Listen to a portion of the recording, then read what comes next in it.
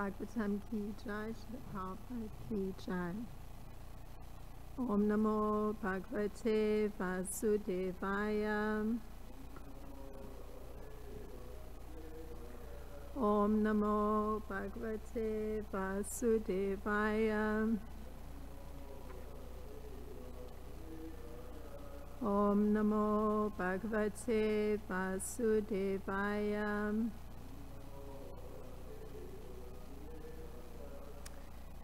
So today we are doing Canto 10, Chapter 8, and the text for today is 6, which we will chant responsibly. Tvam hi brahmana vidam shrestaham samskaram kartum arhasi palayor anayor nirnam janmana brahmano guru tvam hi brahma vidam shrestaham samskaram kartum arhasi palayor anayor nirnam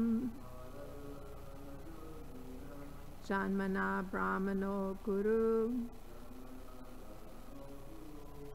tvam hi brahma vidam shrestaham samskaram kartum arhasi palayor anayor nirnam janmana brahmano guru. Please chant. Tvam hi brahma vidam shresta samskaram kartum arhasi palayor anayor nirnam janmana brahmano guru. So we'll do the word for word. Tvam, your holiness. He, indeed. Brahmavidam, of all brahmanas or persons who understand what is Brahman. Brahma Janati Brahmana. Shrestha, you are the best. Samskaran, ceremonies performed for reformation, because by these reformatory activities one takes one's second birth. Samskarat bhavet vija kartum arhasi, because you have kindly come here, kindly execute. Balayo, of these two sons, Krishna and Balaram. Anayo, of both of them. Nirnam, not only of them, but of all human society. Janmana, as soon as he takes birth. Brahmana, immediately the Brahmana becomes. Guru, the guide. So the translation for text 6. My Lord, you are the best of the Brahmanas, especially because you are fully aware of the Jyoti Shastra, the astrological signs. Therefore, you are naturally the spiritual master of every human being. This being so, since you have kindly come to my house, kindly execute the reformatory activities for my two sons. Purport, Srila Prabhupada. The Supreme Personality of Godhead Krishna says in Bhagavad Gita 4:15, Shatu Varyam Maya Vrishtam Guru Karma vivigasaha. The four varnas, brahmanas, kshatriyas, vaishyas, and sudras, must be present in society. The brahmanas are required for the guidance of the whole society. If there is no such institution as varnashram dharma, and if human society has no such guide as the brahmana, human society will be hellish. In Kali Yuga, especially at the present moment, there is no such thing as a real brahmana, and therefore society is in a chaotic condition. Formerly there were qualified brahmanas, but at present, although there are certainly persons who think themselves brahmanas, they actually have no ability to guide society.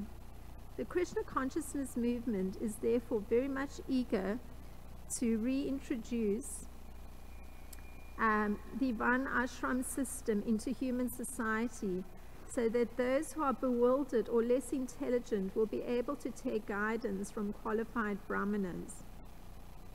Brahmana means Vaishnava. After one becomes a brahmana, the next stage of development in human society is to become a Vaishnava. People in general must be guided to the destination or goal of life, and therefore they must understand Vishnu, the Supreme Personality of Godhead. The whole system of Vedic knowledge is based on this principle, but people have lost the clue. Nate vidu svarta gatim ha Vishnum, hi Vishnum, and they are simply pursuing sense gratification with the risk of gliding down to a lower grade of life. Mirchu samsara vartmani. It doesn't matter whether one is born a brahmana or not. No one is born a brahmana. Everyone is born a sudra. But by the guidance of a brahmana and by samskara, one can become dvija, twice born, and then gradually become a brahmana. Brahmanism is not a system meant to create a monopoly for a particular class of men. Everyone should be educated so as to become a brahmana. At least there must be an opportunity to allow everyone to attain the destination of life. Regardless of whether one is born in a brahmana family, a kshatriya family, or a sudra family, one may be guided by a proper brahmana and be promoted to the highest platform of being a Vaishnava. Thus, the Krishna consciousness movement affords an opportunity to develop the right destiny for human society. Nanda Maharaj took advantage of the opportunity of Gargamuni's presence by requesting him to perform the necessary reformatory activities for his sons to guide them towards the destination of life.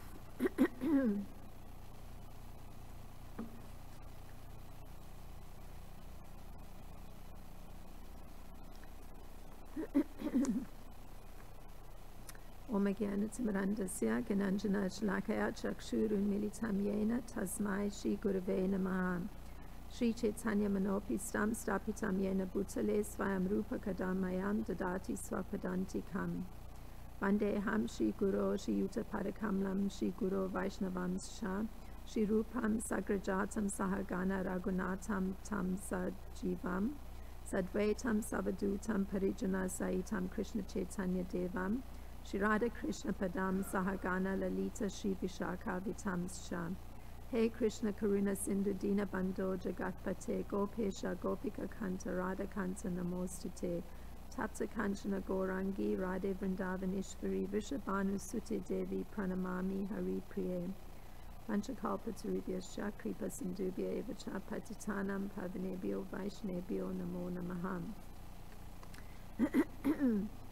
Namo Vishnu Padaya Krishna Prasthaya Bhutale Shrimati Rampada Swami Iti Namine. Namo Vishnu Padaya Krishna Prasthaya Bhutale Shrimati Bhaktivedanta Swami Iti Namine. Namaste Saraswati Deve Gauravani Pracharine Nirvishesha Sunyavadi Paschatya Deshatarine.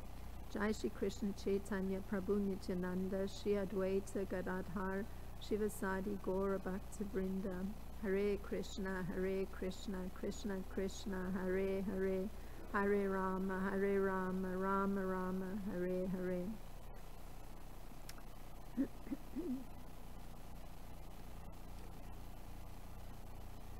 So I'll read the translation once again. My Lord, you are the best of the Brahmanas, especially because you are fully aware of the Jyoti Shastra, the astrological signs. Therefore, you are naturally the spiritual master of every human being. This being so, since you have kindly come to my house, kindly execute the reformatory activities for my 2 sons.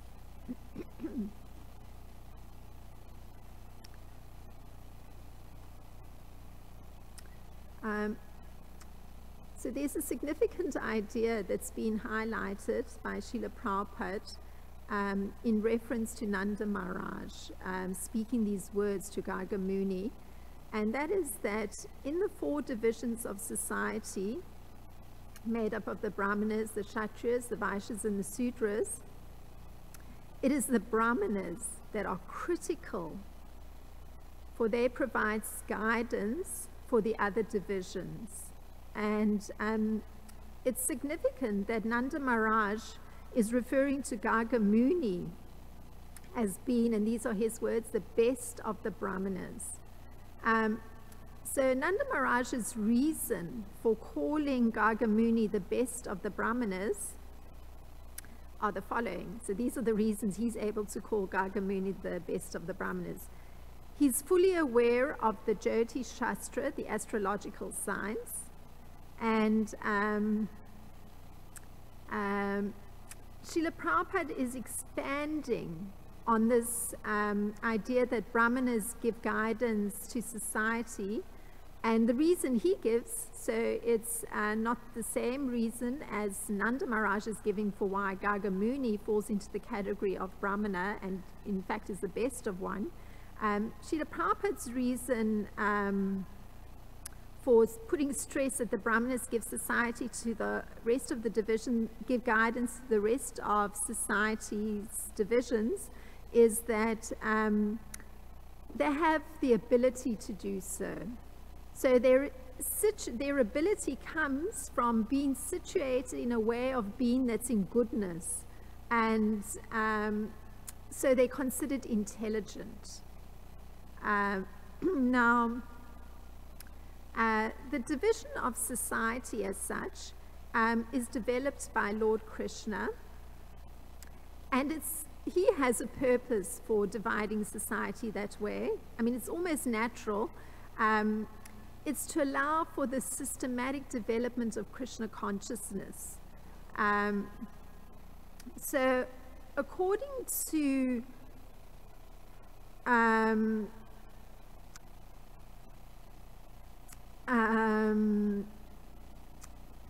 the way in which the kind of body one is inhabiting, one has to suffer the activities and the resultant reactions according to that body. So there's no choice. The body's already there, and it's already got activities it has to perform, and there's going to be resultant actions from that body that one is dwelling within. And so a systematic development of Krishna consciousness is what's gradually going to allow one to become aloof, or that's the favorite word Srila Prabhupada uses, from the activities of the body. So one's going to be able to distance oneself from this body with its inbuilt necessity to perform certain actions and the resultant and has to suffer the resultant reactions. So it's only Krishna consciousness that's going to allow oneself to distance oneself from those activities and the resultant reactions. And this is something that Srila Prabhupada discusses in the 5th chapter of Bhagavad Gita in the 14th verse. So it's significant that even the Brahmanas, so in the Brahmana there's virtuousness, and there's kindness, there's excellence in activity, in the performance of activities, there's generosity, and this is all part of their nature. But even so, it's that kind of body that has to perform in that kind of way. So Lord Krishna, he doesn't, this is the interesting point, when one gets closer to, he's creating this natural division in society, but Krishna doesn't create doership of the jiva, the souls that are inhabiting each of those bodies in each of those divisions of society according to their nature. And he doesn't create the jiva's activities. And he also doesn't bestow the results of the actions of the jiva. So that's, one has to look at it as the jiva is inhabiting that particular type of body. So even though Krishna is creating the system according to the types of bodies that are there, he's not the one who's creating what's being done with those bodies. He's not the one who's bestowing the results of the actions performed by that body. And this is a very interesting, subtle point. This is given in Bhagavad Gita 5:14. So now there's an interesting argument that's presented by Srila Vishwanath Chakravarti Thakur regarding this point that the jiva is not actually the doer of activities. So this is the argument he brings up.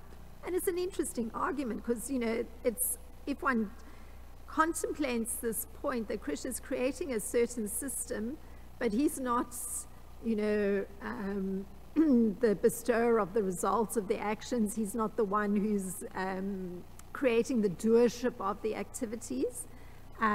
We find that this question comes up, and it's a very interesting one that Srila Vishwanath Chakravarti Thakur brings up. So, one may see the jivas, the spirit soul, in whichever body, in whichever division of society, doing activities, enjoying in the whole universe, created by the Supreme Lord. So he's within a broader context that's been created by the Supreme Lord. So this would be the argument. And this is how Srila Vishwanath Chakravarti Thakur puts it.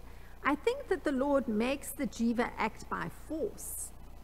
Therefore, injustice and cruelty must be present in the Lord for creating this illusion.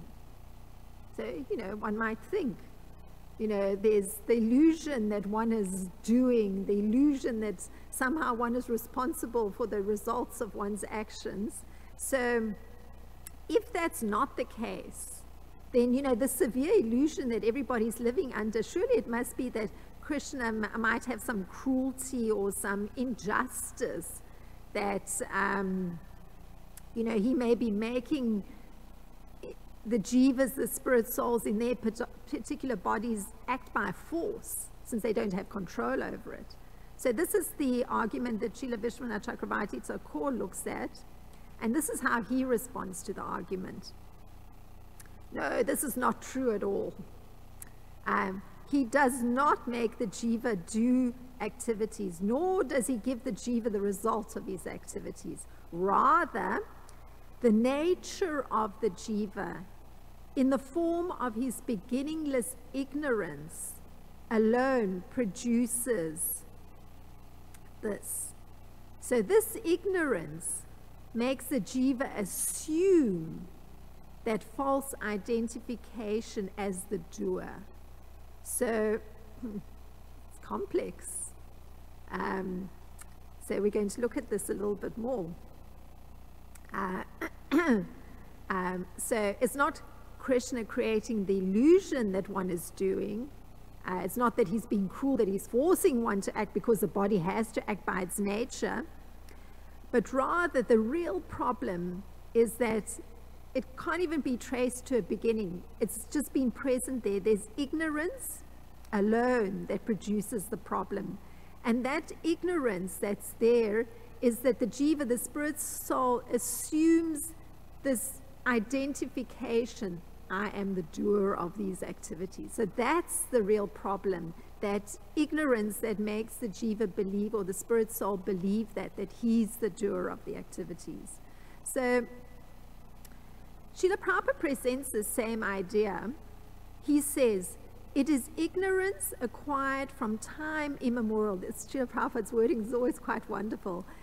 It is ignorance acquired from time immemorial that is the cause of bodily suffering and distress.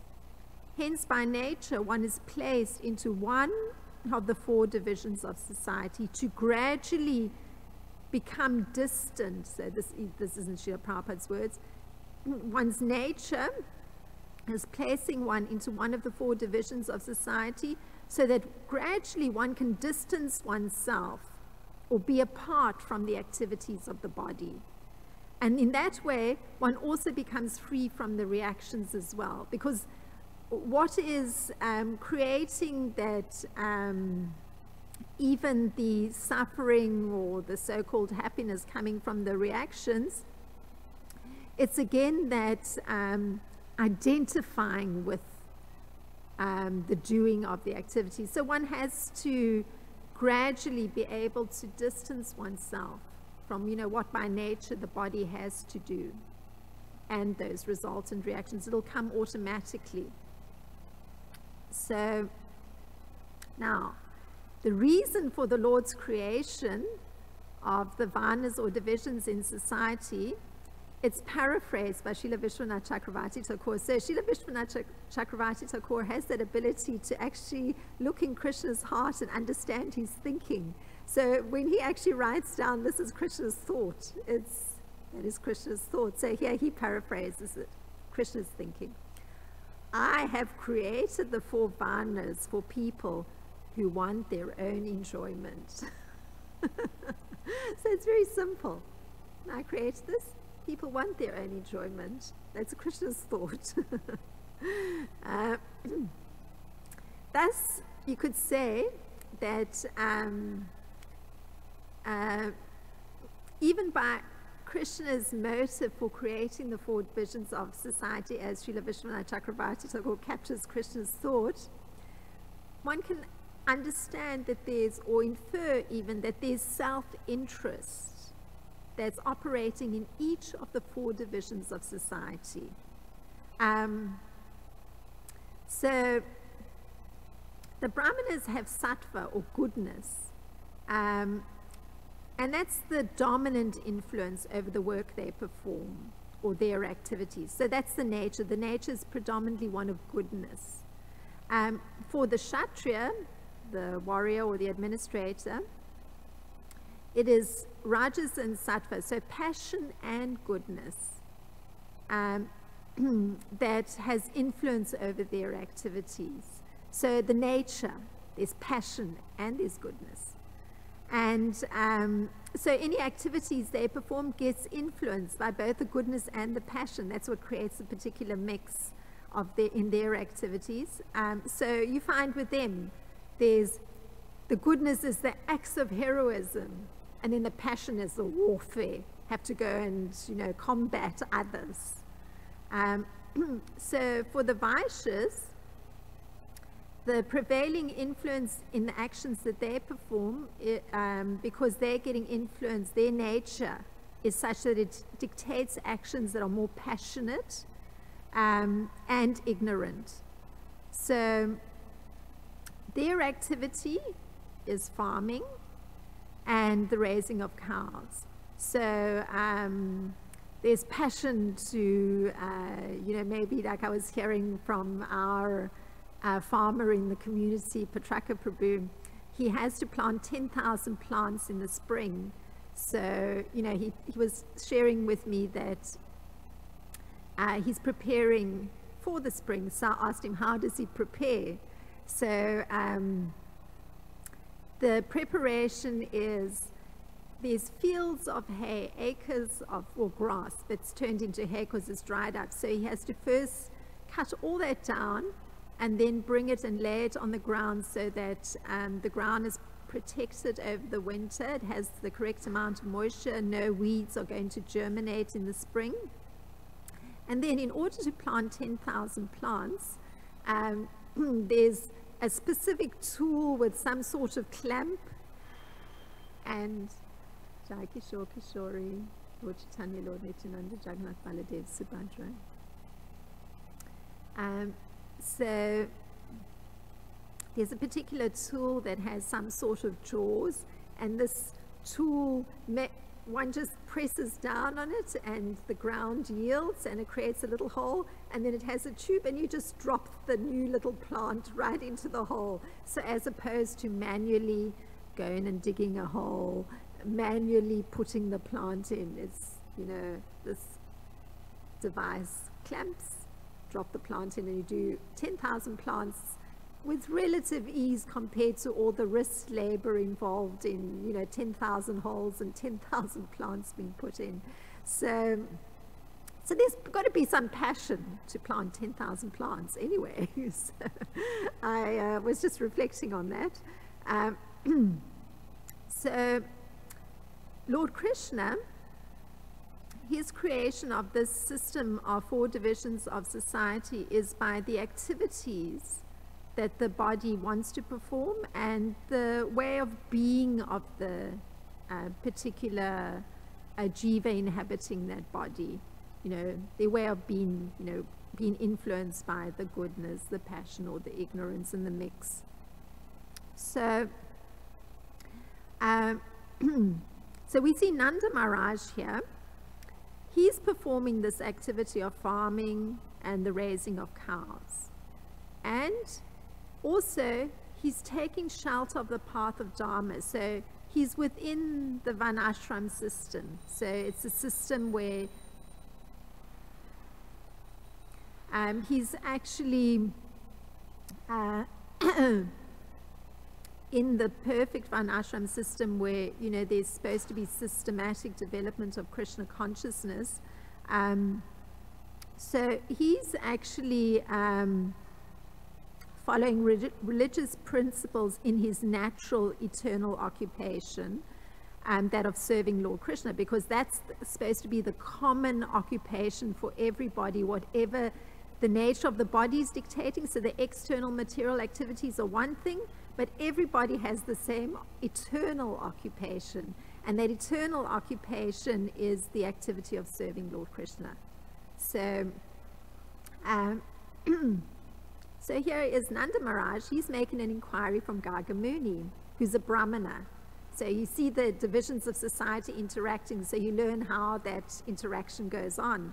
And this is how he speaks to a Brahmana. He says, since you have kindly come to my house, kindly execute the reformatory activities for my son. So we see there's a certain attitude that is being shown by Nanda Maharaj as a householder, a Vaishya, who's speaking to Gargamuni, a Brahmana, who's conversant, we hear, in astrological signs. And so this attitude, again, here's Srila Vishwanath Chakravarti Thakur paraphrasing. I like his simple capturing of the thoughts of persons. So he captures the thought of Nanda Maharaj. Such a great personality coming to my house is just for my benefit. The benefit is twofold: for the present life and for the future life. Of the two, I'm now requesting him to deliver the auspiciousness of this present life. So you see something of the internal workings of the nature of somebody falling into the Vaishya division, but it's interconnected with his eternal occupation of serving Lord Krishna. So he's considering, you know, what's auspicious in this life, what will be auspicious in the future life, and you can't separate that out from what's going to be the guidance one's going to receive from the Brahmana. It's dependent on that. So the Vaishya understands they're dependent on the Brahmana's guidance to actually bring auspiciousness. So their eternal occupation of serving Lord Krishna requires the auspiciousness that's received through the guidance from the Brahmana. So was thinking of this point because of this particular situation that, here's a Brahmana coming with knowledge of the astrological signs. And so Lord Chaitanya was once in a position when an astrologer came to him. So here's the Supreme Personality of Godhead. So in this particular scenario, Krishna's a baby, so we're not hearing what his thoughts are. But this is now his previous life as Lord Chaitanya. And Lord Chaitanya gets confronted with an astrologer. So we'll get to hear what Lord Chaitanya asks the astrologer at that time and what his view is of the astrologer. And taking into account that Lord Chaitanya is in that Varna ashram system, he would be at the topmost rung. So he's the Brahmana who's taken sannyas, so completely renounced, and his duty is in fact to educate all of society. So this is what Lord Chaitanya asks the Brahmana, the Brahmana astrologer. Please tell me who I was in my previous birth. Please tell me by your astrological computations. So this is the request he puts to the astrological Brahmana. So a little different from what Nanda Maharaj is asking. Nanda Maharaj, as a Vaishya, is asking, bring auspiciousness in my present life and in my future life. So different approach. And so Srila Prabhupada, when he's commenting about modern Western astrologers or astronomers, he actually points out that they actually have no knowledge, and this is very interesting, of the past or future, nor can they perfectly say anything about the present. Now, isn't that odd? There are many people operating as astrologers, but Srila Prabhupada makes a blanket statement that they actually don't have knowledge, either of the past, the future, and even what they say about the present, it's not actually anything okay. They can't perfectly say it. So, what perfectly say something means is that the astrologer has to do calculations. So when Lord Chaitanya made this request, there's a record in the Chaitanya Charitamrita that the astrologer immediately begins his calculations. And he actually knows how to ascertain a past life through astrology. So it's not, some pretend thing. It's actually having the knowledge. So the Bhrigu Samhita, so this is where the knowledge is found, and this I think reflects why modern astrologers don't have the knowledge. The Bhrigu Samhita describes a system by which anyone can get information about what he was in the past and what he's going to be in the future. So the Brahmanas that went door to door, such as this Brahmana that Lord Chaitanya is coming into contact with, Garga Muni that Nanda Maharaj is coming into contact with, they had perfect command of this knowledge. So they knew the Bhrigu Samhita, and they knew the system for how to actually calculate through the arrangement of the planets what the previous life was of a person or what their future life was going to be. So Srila Prabhupada writes, this is Srila Prabhupada, the Brahmanas would give all the benefits of their knowledge without asking remuneration. And Srila Prabhupada, he actually gives a very scathing social commentary because he takes it and generalizes that in the present time, nobody can get medical treatment, you can't get proper astrological knowledge, you can't even get ecclesiastical enlightenment without money. This is the present time. And this naturally affects, because generally people are poor. This is Srila Prabhupada talking. So it means that generally people don't get the benefit of these sciences. They do not, in the present time, people don't get the benefit of medical science. They don't get the benefit of astrological science. They don't get the benefit of even ecclesiastical enlightenment unless they have money. That's in the present time. So actually poor people are completely denied the benefit of all these sciences because it rests on money. And the statement is that in the previous times, the Brahmanas, they're carrying this knowledge, at least of the astrological signs, ecclesiastical enlightenment, Krishna consciousness, they're carrying it. There's no asking of remuneration, for such signs. So everybody can benefit because the Brahmana shares the knowledge willingly, happily. It's their nature to do so, and from the Krishna conscious perspective, their responsibility to do so. So everybody gets to benefit, the whole of society, irrespective of the status or which division one is in. It doesn't matter.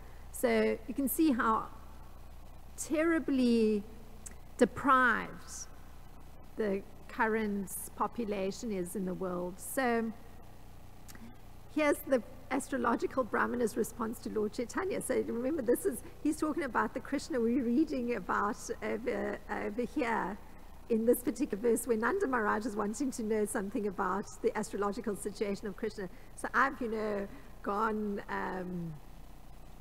forward, and here's Lord Chaitanya's astrological Brahmana saying, "My dear sir, in your previous birth, you were the shelter of all creation, the Supreme Personality of Godhead, full of all opulences." So this would be the same personality he's talking about that we're reading about here in a baby form. And this is from Chaitanya Charitamrita Adi Leela 7:18. "You are now the same personality of Godhead that you were in your previous birth. Your identity is inconceivable eternal happiness." Isn't that the most wonderful thing? Your identity is inconceivable eternal happiness. What a thing to hear. So by astrological calculation, it is possible to even ascertain the position of the Supreme Personality of Godhead. It's a personality. So the planets have to be arranged in a particular way. Referring to the Bhrigu Samhita, a calculation can be made who Lord Chaitanya was in his previous life, Lord Krishna. Inconceivable eternal happiness is in that personality. So one can usually identify someone or something by the symptoms they show. And those symptoms have to be mentioned in the Shastras. So it's not anybody that can now get that discerned position of being the Supreme Personality of Godhead. It has to be factually calculated. And there has to be the symptoms there. So Lord Chaitanya clearly had them.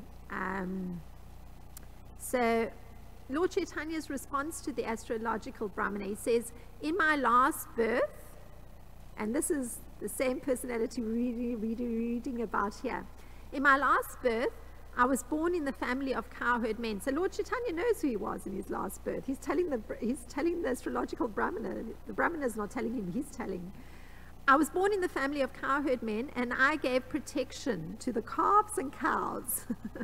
See, Vaishya, because that's what the nature is of a Vaishya, protection of cows and calves. "Because of such pious activities, I have now become the son of a Brahmana."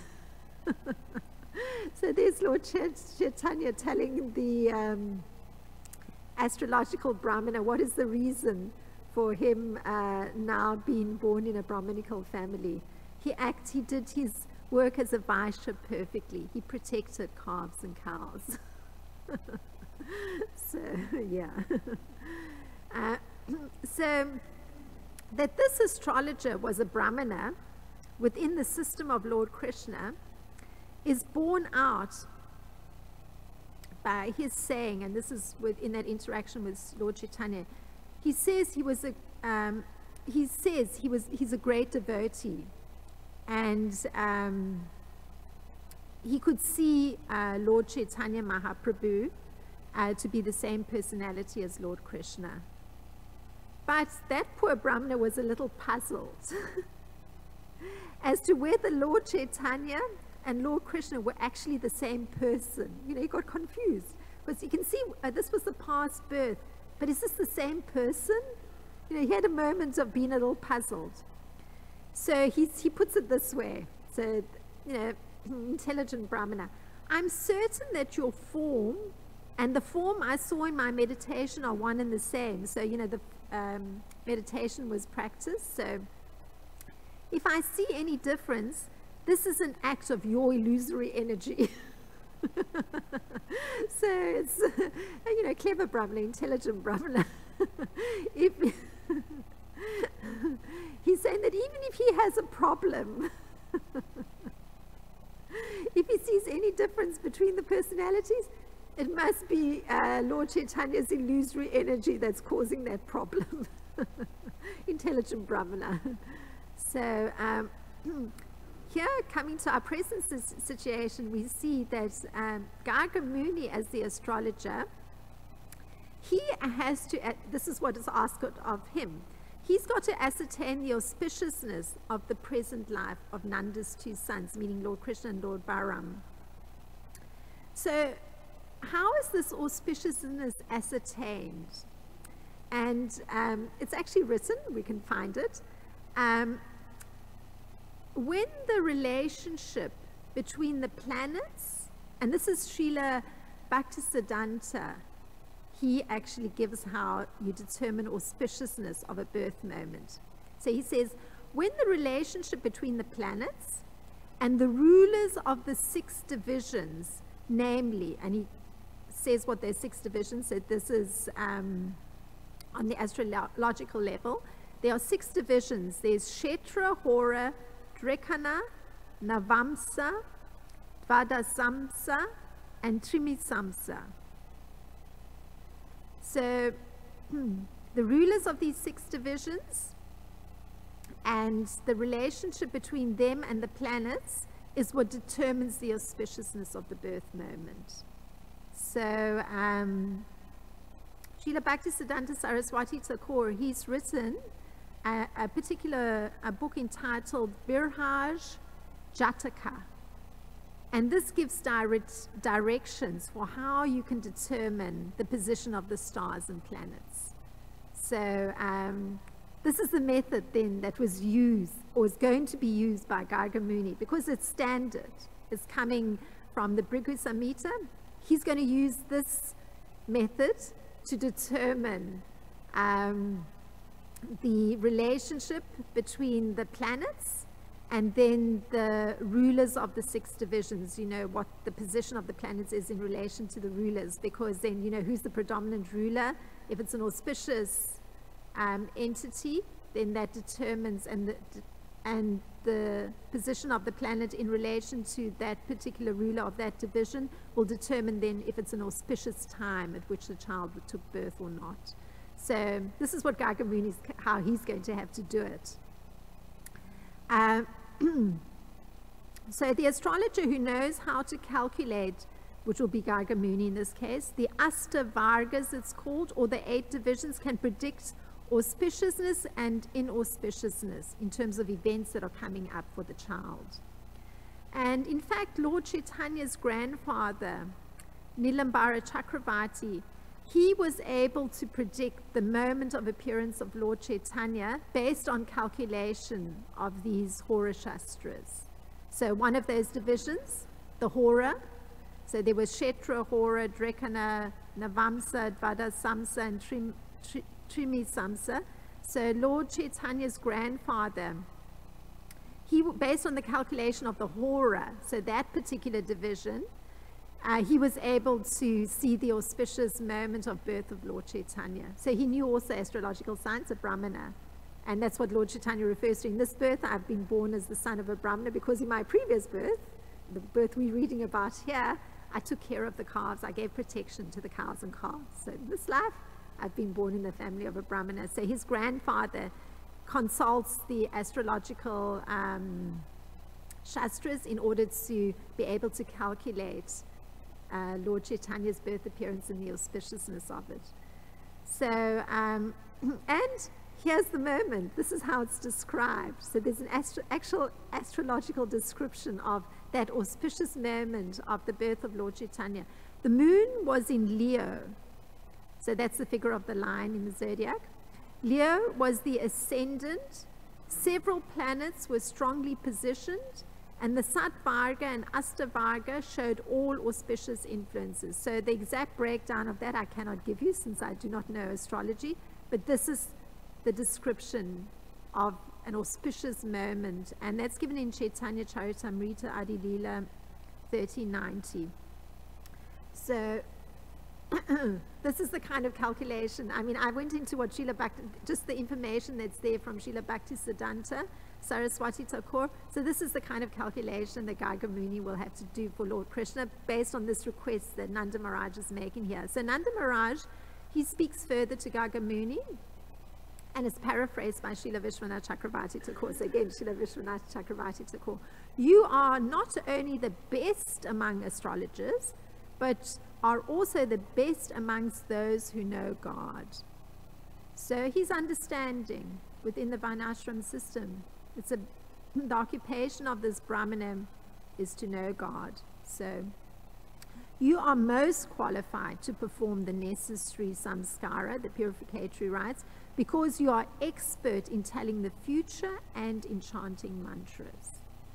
So Nanda Maharaj is quite sees Garga Muni as having complete credence as a perfect astrologer. He can be sure that this process, consulting the Bhrigu Samhita, knowing the system for making the calculations, will be known by Garga Muni, and particularly because he's wanting to know his relationship with Lord Krishna. That's why he will do it perfectly. That's the main point. So there's a foretelling by expert astrological brahmanas.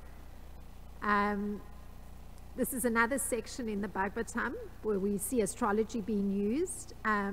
So astrological brahmanas, they tell some of the qualities of Maharaj Parikshit, who came to develop those same qualities. So their prediction was completely accurate.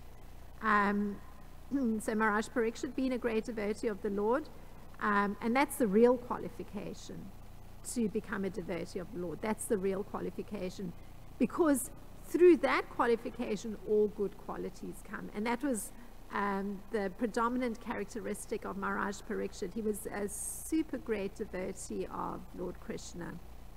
So he had all the good qualities developed, and the astrological brahmanas were predicting at the time of his birth, these are the qualities this individual is going to develop. So what are those qualities? Maharaj Parikshit had the qualification of not only being well versed in the science of devotion, but also being able to convert others to become devotees, Parikshit Maharaj, by his transcendental instructions. So I'm just giving an example of somebody else where astrological calculations were used at the time of his birth, and they were completely accurate. So to be a devotee of the Lord, which is the highest qualification, which say Maharaj Parikshit had, and he's a Kshatriya, he would, and again we see this interrelationship between the divisions of society, taking into account the eternal occupation that everybody has, knowing that still there's a code of etiquette with other divisions of society. So the code of etiquette for a Kshatriya is that he consults great sages and learned brahmanas, and they advise him through the Shastras on how he needs to execute his state administration. So that's that relationship.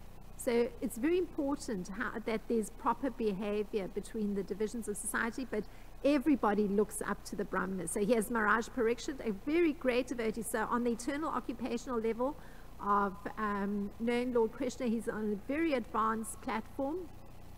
He still performs his by nature bodily activities of running a kingdom, and he looks to the brahmanas to advise him based on Shastras, because they're the ones who living that life of goodness, and so they're impartial, and they can actually give impartial, correct advice based on the Shastras for how he needs to run his state.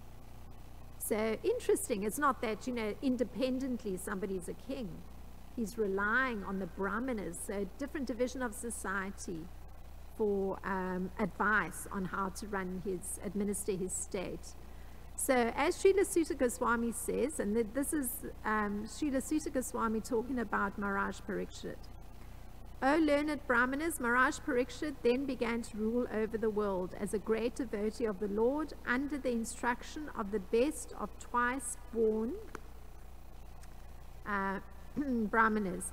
He ruled by those qualities which were foretold by expert astrologers at the time of his birth. So I've tried to give some understanding of how important the Brahmanas and the astrological knowledge is, because that's what Nanda Maharaj is praising in Garga Muni. So the position of the Brahmanical astrologer is emphasized by Nanda Maharaj. Just by their birth, the Brahmanas are the spiritual masters of all human beings. So this is the analysis by Nanda Maharaj. He calls those Brahmanas carrying astrological knowledge as being the spiritual masters of all human beings. So the particular criterion that's been met by those Brahmanas who are spiritual masters is that they've realized the conclusion of the scriptures, because they've deliberated. You know, it's something like what we do in class. We deliberate and maybe we even raise arguments. So the Brahmanas who become the spiritual masters, through deliberation and argument, they're able to even convince others of their conclusions. So that's the particular strong position of the spiritual master. They're the personalities who have put aside any of those material considerations, like related to, you know, what the nature of the body is and what you have to do and not. They've put all of that aside, and they've taken complete shelter of the Supreme Personality of Godhead. That's their only occupation. And so, of course, the advice is, so not only Nanda Maharaj being so delighted that Garga Muni has kindly come to his house, but actually the instruction in the scriptures is that everybody should try to find such a spiritual master. The reason being that in that way one gets transferred to the plane of spiritual bliss. That's the reason. So one's not on just that bodily level and identifying with one's activities and that are just being impelled by one's nature. Rather, one's risen to the plane of spiritual bliss. So those are some thoughts on this verse. If there's any question related to the subject matter, or if not questions, some thoughts.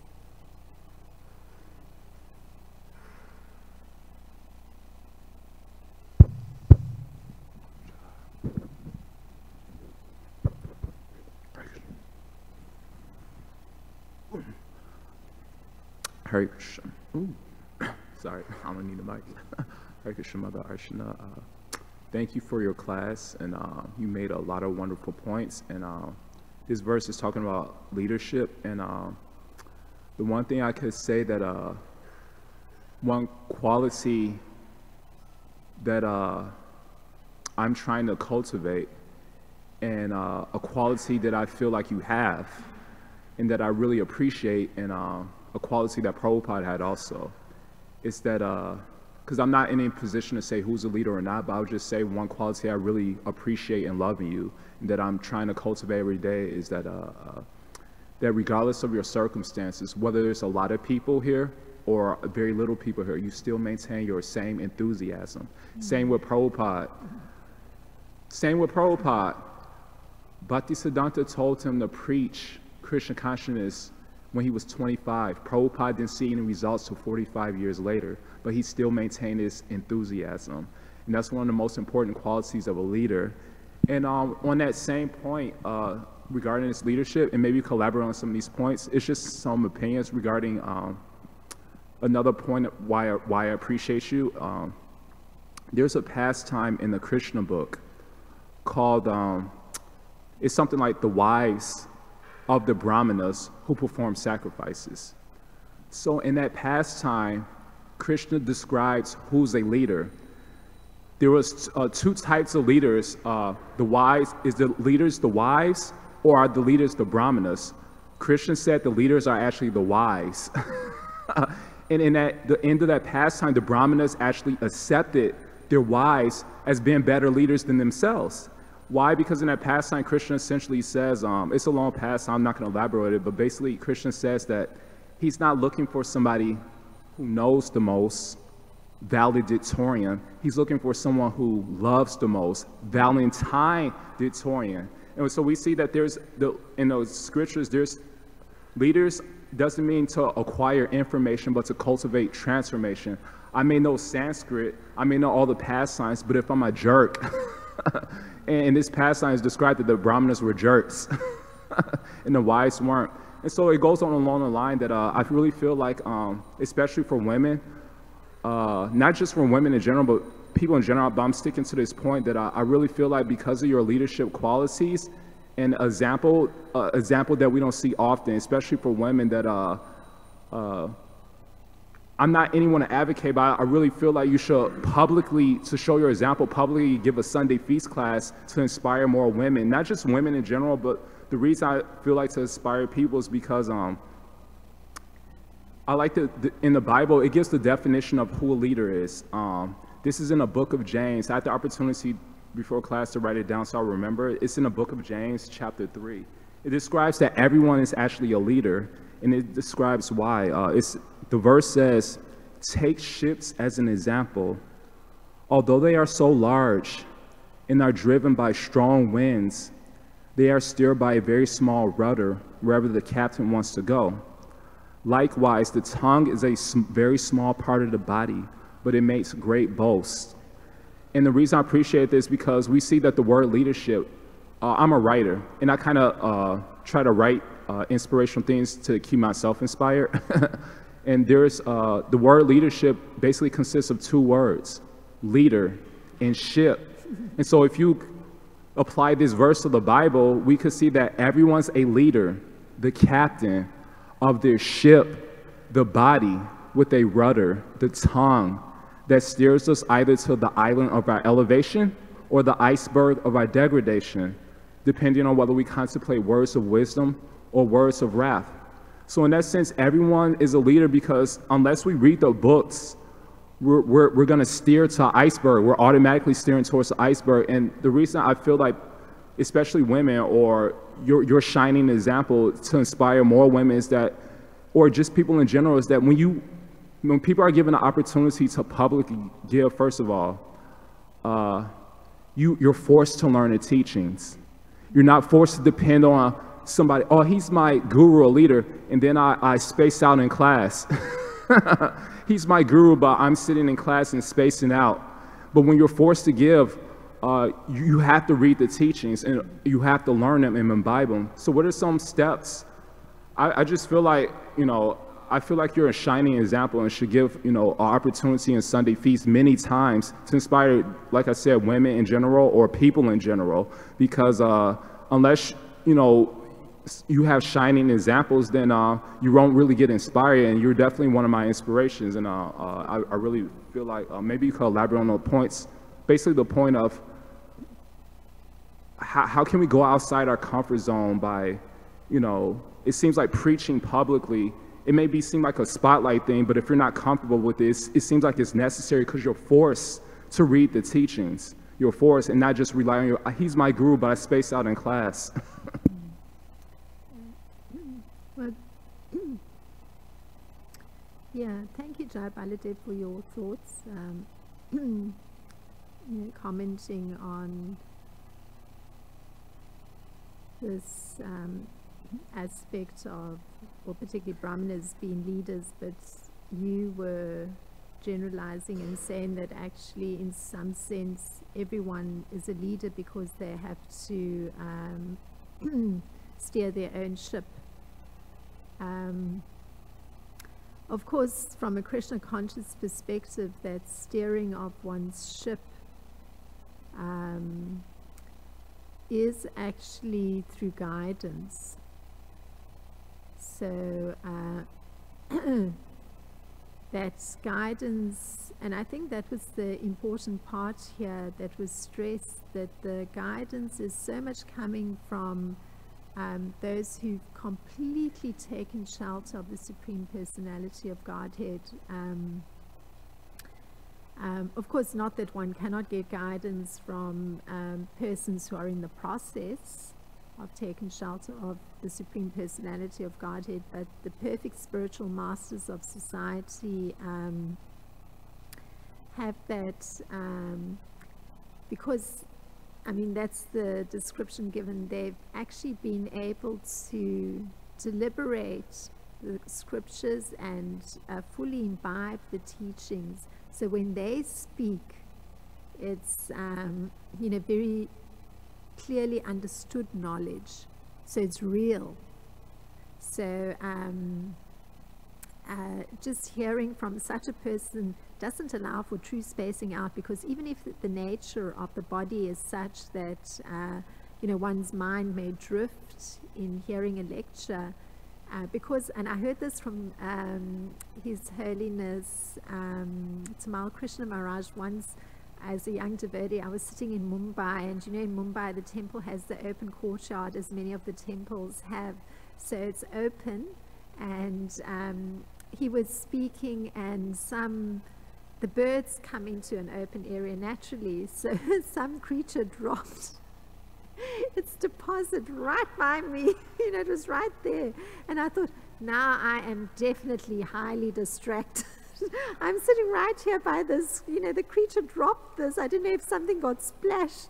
And then just at that moment, Tamal Krishna Maharaj started saying that, it doesn't matter even if you fall asleep in a class. And I was thinking, of course, in my case, it's, having stool dropped right by my knee. Transcendental knowledge enters the heart. So I was very relieved to hear that at that precise moment, because I didn't want to miss what Maharaj was saying, because my mind got really bothered.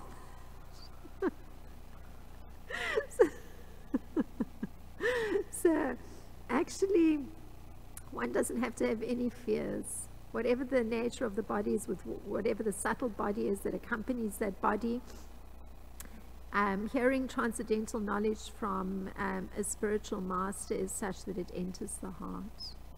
It does its work.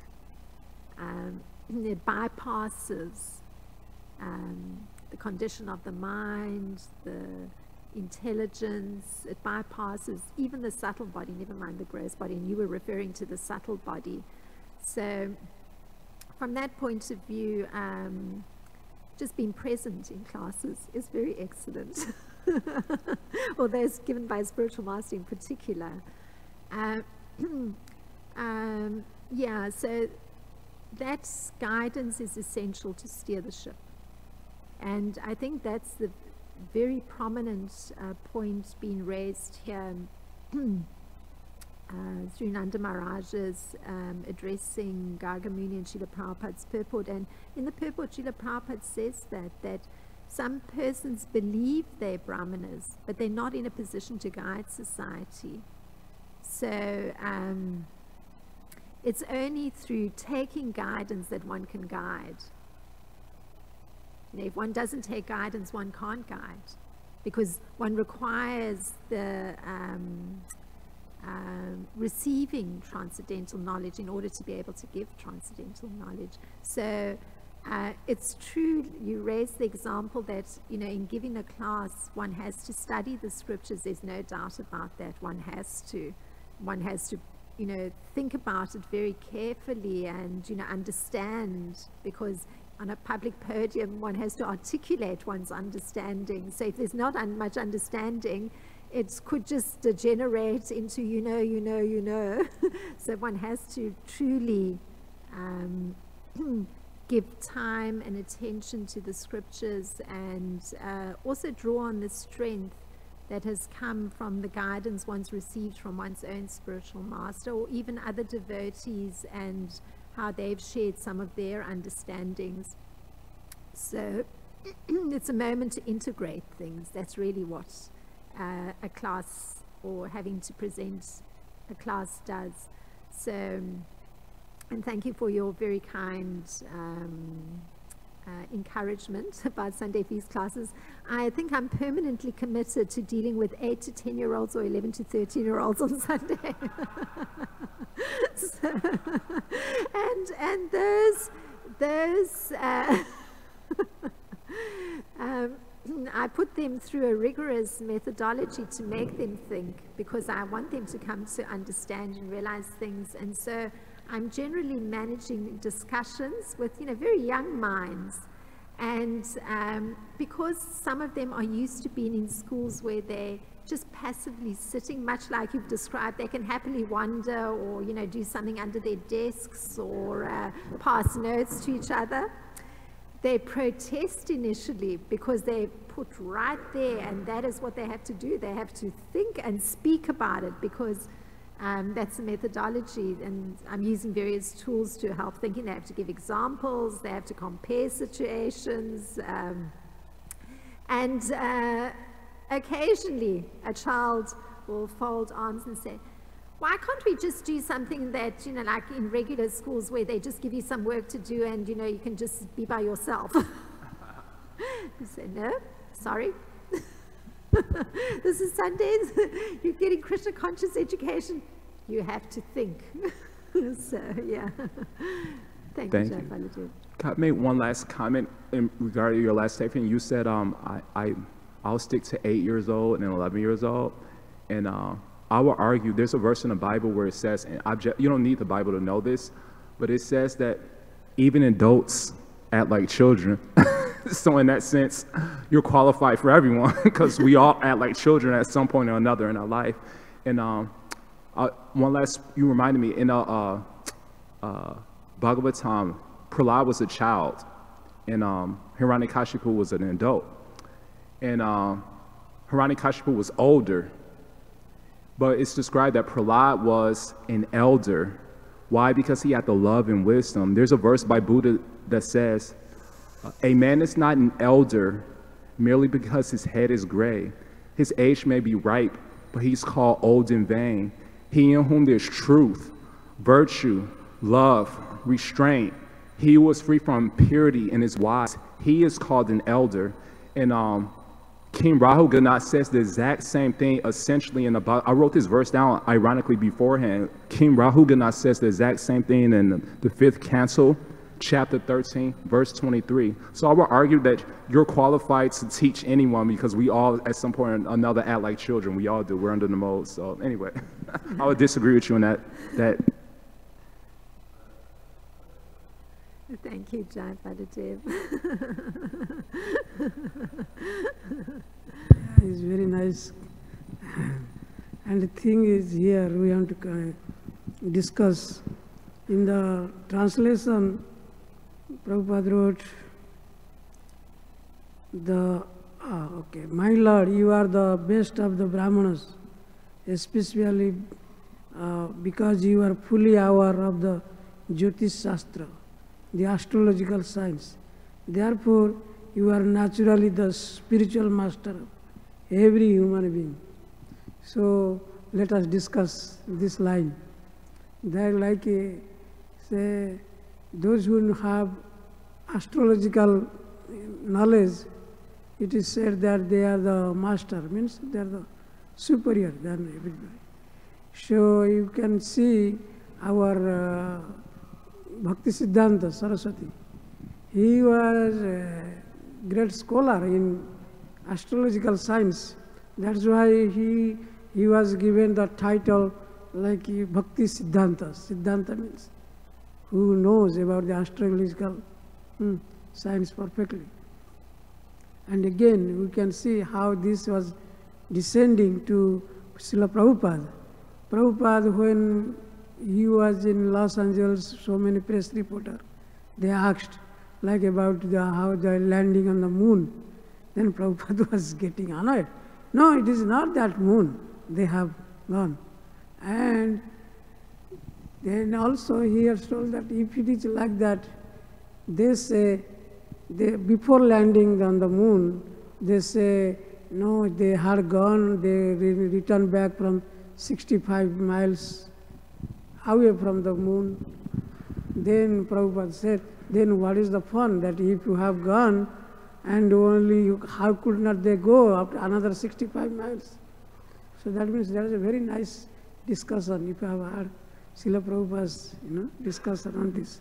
And here we can see in this purport also, Prabhupada has mentioned that how the Vaishnava is better than Brahman. And in that regard, we can see when Haridas Thakur was there in Advaita Acharya's home, then Advaita Acharya served prasadam to to Haridas Thakur first, because he said, but Haridas Thakur out of humility said, no, there are a lot of big Brahmanas and everything are there. So they are superior, so why you are serving to me? Then Advaita Acharya explained him, no, this one Vaishnava is equal to 1,000 Brahmanas. Very nice verse. Their verse I was looking for, I could not get. So that we can see how Vaishnava is superior than Brahman. And here in purport also, Prabhupada said, first become by a Brahmana, then one can become Vaishnava. And here I want to say, very nice point, and to share, Prahlad is the best of the devotees. We are considering about the Vaishnava. So Prahlad is the best devotee. Then, better than Prahlad is Pandavas. Pandavas are better than Prahlad.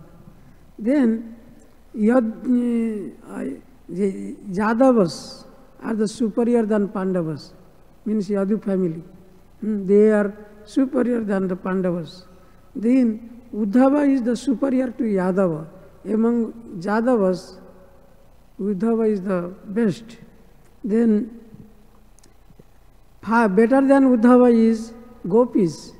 Gopis are more better than Uddhava. Then, among the Gopis, Lakshmi in Vaikuntha, she is superior than Gopis. And above Lakshmi and Gopis, Radharani is the best. So, topmost Vaishnava is Radharani. And also in Nectar of Instruction, it is stated that out of the Radhakund is the far better than, more favorite than Radharani. So that means Radhakund is the dearest to Radharani. So this is the way we compare in Vaishnavas. Thank you. Actually, that's one thing came to my mind as you were talking, and that is that actually it's a quality of a completely realized Vaishnava to be able to see the past, present, and future. So, we were talking about the astrological signs, and that Brahmanas may know the astrological signs, and Srila Bhaktisiddhanta Saraswati Thakur was certainly extremely knowledgeable in astrological signs. But I was making the point just that a completely a Vaishnava who's taken complete shelter of the Supreme Personality of Godhead actually has that ability to see past, present, and future. So even, the astrological science is used to, predict and calculate, what a past birth was, what the future birth is, what qualities are going to develop in the particular lifetime, or even if the birth is auspicious. At least that's what I understood from the breakdown I did of what Srila Bhaktisiddhanta has spoken about, how those calculations are made. But the interesting thing is that such a Vaishnava already has that ability to understand the past, present, and future. So one may experience it with one's spiritual master. The spiritual master meets one early on and gives some instruction for way ahead, something that one should be doing. I'll give you an example. was a very young devotee. I mean, truly, I had just come to the Brooklyn Temple, and within a very short time, my spiritual master gave me a gift of a set of Bhagavatam books. And little did I know, I mean, later on I understood, little did I know I would be spending so much time with the Srimad Bhagavatam. I mean, so much time in my life is spent with the Srimad Bhagavatam. So my spiritual master saw that way in advance. I mean, I had just arrived in the Brooklyn Temple.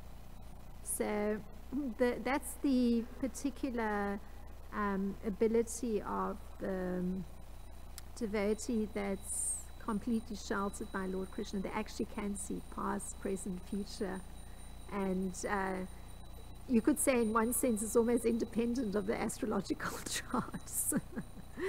So anyway, that was just a thought. So thank you very much for your kind comments and participation. Srila Prabhupada ki jai, Srimad Bhagavatam ki jai.